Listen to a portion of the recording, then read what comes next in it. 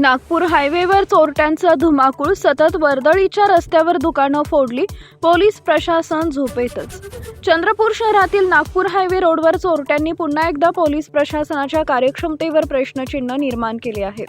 Ramnagar police स्टेशनच्या हद्दीत येणाऱ्या नागपूर महामार्गावर 3 दुकानं अज्ञात चोरट्यांनी तोडून फोडल्याची घटना समोर आली आहे. रुद्राक्ष कार डेकोर, महालक्ष्मी ऑटोमोबाईल्स आणि एका बिअर शॉपीला चोरट्यांनी लक्ष केलं. विशेष म्हणजे हा नागपूर हायवे कायम वर्दळीचा दिवसरात्र वाहतूक सुरू असलेला महामार्ग आहे. अशा ठिकाणी चोरट्यांनी बिनधास्तपणे दुकानं फोडणं म्हणजे पोलीस गस्त, सीसीटीव्ही आणि रात्रीच्या सुरक्षेचं पूर्ण अपयश असल्याचं स्पष्ट होते. या फोडीत चोरट्यांच्या हाती काहीही धन लागले नसल्यानं दुकान मालकांचं मोठं आर्थिक नुकसान टळलं असलं तरी मानसिक दहशत मात्र निर्माण झाली आहे.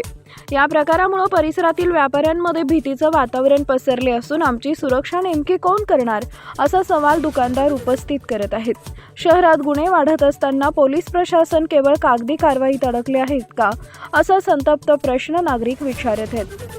गस्त वाढवणे, रात्रीची सुरक्षा कडक करणे आणि गुन्हेगारांवर तात्काळ कारवाई करणे ही पोलिसांची जबाबदारी असून ती पार पाडण्यात प्रशासन सपशेल अपयशी ठरत असल्याचं चित्र आहे.